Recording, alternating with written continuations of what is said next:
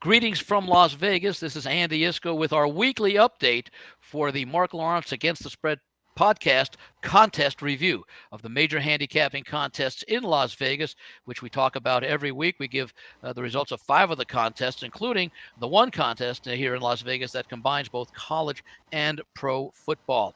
And that is the contest sponsored by the Golden Nugget Race and Sportsbook called the Ultimate Football Challenge. And this involves all college and NFL games on the betting board as of the time that the contest lines are released, which is generally Wednesday around mid-afternoon Pacific time. In this contest, the selections are made 7 at a time. It can be a combination of NFL sides, college sides, or you can do exclusively one or the other, but no totals are involved. So through the first the first 10 weeks of this contest, 7 selections per week, there have been a total of 70 selections made for this contest that runs simultaneously with the NFL regular season, a full 18 weeks. Currently, there are 2 leaders atop the leaderboard. They have similar records, not identical records, but the similar point total, which is how the contest leaderboard is determined. One of the co-leaders, 44, 26, and 0 out of his 70 selections.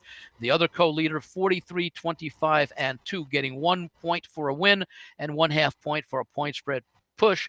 So both of those contestants have a total of 44 of a possible 70 points, which works out to a winning percentage of 62.9% against the spread. And I seem to point it out every week, but it's worth repeating, and that is that most people, and for many years it's been true, there are occasional years where it's not necessarily true, that college football is the easier sport to beat because you've got so many more games to choose from. In the Golden Nugget contest, there are 153 entries, and the majority of the contestants have, if not all of their cards, the majority of their selections cards each week in college football. So 62.9%, while it is a successful percentage and it's going to make you money at the betting windows, it's not overly impressive when you compare to what the leaders have in the other contests I'll talk about, where they're talking about the mid to upper 70s overall. In fact, of the 153 contestants in the Golden Nugget Ultimate Football Challenge, only 7 have achieved a record through 10 weeks, a little bit more than half the season, of 60% or more. And that results in just 4.6% of the entire field, which I believe is the lowest of all the 5 contests, all of the 4 of this type contest that I'll be covering, which is somewhat of a surprise. And it's been that way really throughout the season, because normally we see contestants hitting in the high 60s to low 70s throughout the majority of the college football season. Now let's turn our attention to the 4 major contests that are NFL only.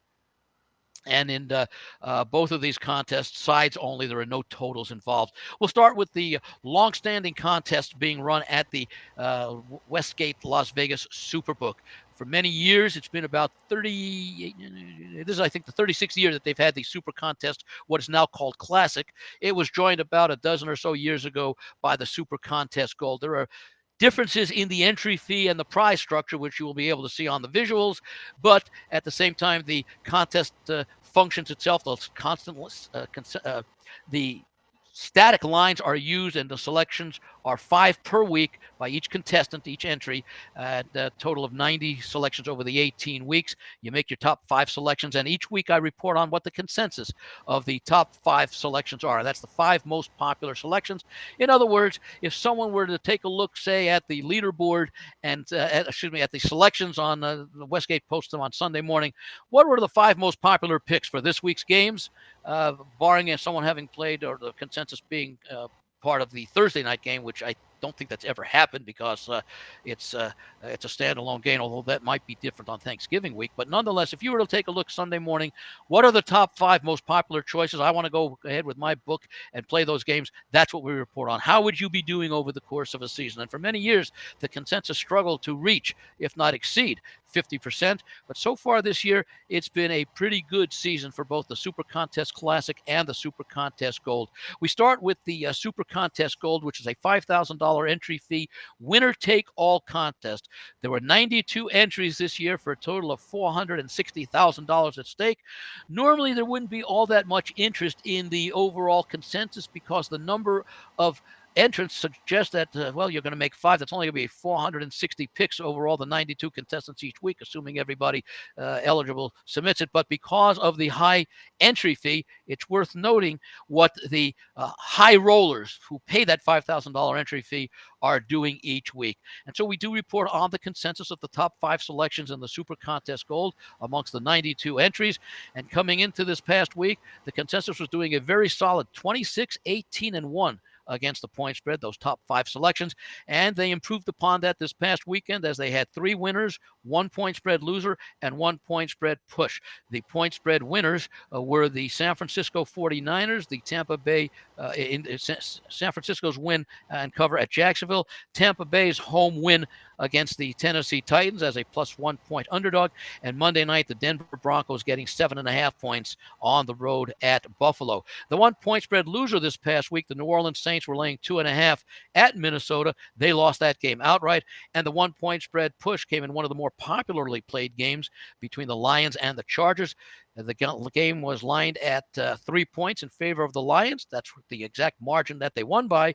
The consensus play was on the Chargers, the 5th most popular selection. So regardless of what side you played in that game, you've got to push. So the consensus takes a 3-1-1 record, improving their year-to-date record in the Super Contest Gold to 29, 19, and 2. That's a total of 30 points out of a possible 50 points for the 10 weeks played so far. That works out to exactly a 60% winning percentage. There's one leader in this winner-take-all contest with a record of 37, 12, and 1. That's 37.5 out of a possible 50 points for a winning percentage of 75%, which is very impressive, A, given the small size of the field, and B, given that we are already through 10 weeks of the season. In fact, 16 of the 92 contestants or the 92 entries are at 60% or better, meaning they've accumulated at least 30 points or more, and that works out to 17.4% of the field, which is a very large percentage, but that's not unusual considering the number of entries is 92. We'll get to some of the other field percentage numbers when we get to the next 2 contests. The second of which is the one I'll take a look at right now, which is the main Superbook contest that I referred to as a Super Contest Classic. Again, 5 picks per week against a static point spread. The point spread is released by the Westgate late afternoon, about 5 p.m. Pacific, which would be 8 p.m. Eastern time on Wednesdays. And again, the selections are 5 per week against that static point spread. Ironically enough, the consensus heading into last week was similar to that of the Super Contest Gold through the first 9 weeks, 26, 18, and 1 for the top 5 selections. And like the Super Contest Gold, 3-1-1 in the consensus this past weekend, bringing it to a similar 29, 19, and 2 record for those top 5 selections by the entire group of 1,301 entries, which works out again to the same 60.0% success rate. The composition of the top 5 selections a little bit different than in the Super Contest Gold. The number 1 selection, the San Francisco 49ers, was one of the 3 point spread winners, as was the number 3 selection, the Dallas Cowboys, laying that big 16.5 against the New York Giants. And the Monday night game, Denver, the number 4 most popular selection, at +7.5 in that game against the Buffalo Bills with that, I won't say controversial entry because a penalty is a penalty, even though it's a 12th man on the field. Nonetheless, it negated the miss by Lutz, the Denver kicker who made the kick. Didn't have anything to do with the point spread result. In fact, even if the game had gone into overtime, if it were tied for some reason, because of the 7.5, Denver was going to cover regardless. The 1 point spread loser, also the New Orleans Saints, as in the Super Contest Gold, laying 2.5 at Minnesota in a game they lost outright. And the 1 point spread push in the Super Contest Classic also involved that same Detroit Chargers game as was in the Super Contest Gold, where the line was +3 for the Chargers, -3 for the Lions, and that's what they won by in the 41-38 game. However, unlike the Super Contest Gold, where the Chargers were the consensus selection, in the Super Contest Classic, the Detroit Lions were the Super Contest selection, resulting in a push to create that 3-1-1 record. As I mentioned, 60% for the season on the contestant, identical record to that of the consensus in the Super Contest Gold. In this $5,000 winner-take-all contest, or excuse me, in the regular contest, which matches the $5,000 winner to take all in terms of format. This has a $1,000 entry fee, so 1,301 entries. There's one leader, similarly with a 37-12-1 record, which is the same as the record in the Super Contest Gold. I don't believe it's the same contestant, however. 37.5 out of a possible 50 points for a 75% winning percentage. And as I mentioned in the Gold, that's impressive this weekend, this deep into the season, although not as surprising because out of a field of 1,300, you would expect there to be a few outliers. It's just surprising that it's the same as the Super Contest Gold. I mentioned the size of the field, the number of contestants who are hitting at 60% of better. Of the 1,301 contestants in the Super Contest Classic, 150 are hitting at 60% or better. That's 11.5% of the entire field of 1,301. Now we turn to the two most recent big contests in Las Vegas, and they have quickly become the most popular contests. They're slightly different in format. One is the Circa Survivor, which I'll get to in a moment.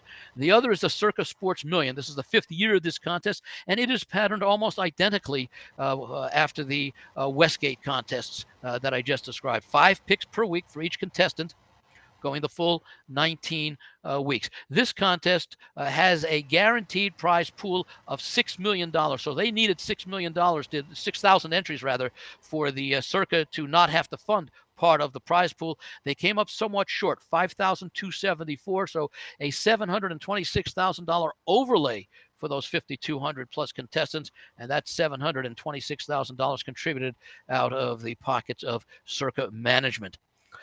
This consensus, 23-20-2 coming into week number 10. And like the other two contests, because of that San Diego Chargers push, San Diego, the Detroit LA Charger push, there was a push in the week. 3-1-1. So a good week overall for the consensus. That brings the consensus for the year 26-21-3. Not quite the same percentage as we have seen in the 60% picked in the 2 Westgate contests. That's still 55%. Not bad for a field of 5,200. Again, you would think the larger the size of the field, the lower the overall percentage amongst the leaders and amongst the consensus as a whole. We see it in the consensus, and we see it slightly on the leaderboard. Let me get to the 5 selections last week. Again, San Francisco, the number 1 selection in the Super Contest, in the Circa Millions contest, 1,700, nearly a third of the, a little bit over, just under a third of the overall field were on the 49ers with their win and cover at Jacksonville. The other winners were the Pittsburgh Steelers, laying 3 in their home win against the Green Bay Packers, and the other contest winner, the Las Vegas Raiders, a slight edge. This was a very heavily played game. 1,116 contestants on the Raiders, 1,009 contestants on the Jet. By the way, I just threw that in there because of the notice of it. I don't have that marked down as one of the most popular selections. The other selections that won, the Dallas Cowboys, and in addition to the Steelers and the 49ers. Let me just repeat that. The winning selections, the 49ers, the Steelers, and the Cowboys. The one losing selection, as with the other 2 contests, the New Orleans Saints in their favored role at Minnesota, losing outright, and the push also on the Lions-Chargers game, and this one was on the Lions, much like the Super Contest Classic, which there's a lot of overlap between those in the Super Contest Classic who also enter the Circa Million. So it's not really a surprise that both of those contests, if they were going to be on one of those 2 sides in the game, would be on the Lions. But I did want to point out the fact that the Jets Raiders, 9 of them made the top 5. They were right after that, but very heavily selected games, as were the Browns and Ravens in that game. Over 1,100 contestants on each of those 2 sides. The one leader in this contest, 36-12-2. That's 37 out of a possible 50 points for a 74.0% winning percentage. Of the 5,274 entries, 605 of them are at 60% or more, and that's 11.5%, which ironically, a percent of the field at 60% or more, ironically, the same percentage as that of the Super Contest Classic just discussed.